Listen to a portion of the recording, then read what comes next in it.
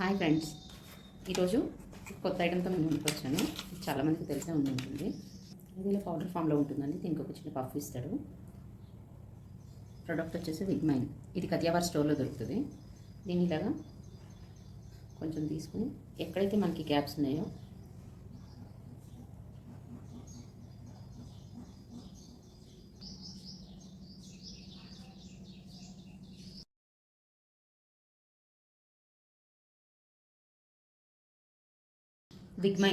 విగ్మైన్ product అండి. ఇది నేను కథియావార్ స్టోర్లో తీసుకున్నాను. ఇది వచ్చి 1000 రూపీస్ పడిందండి.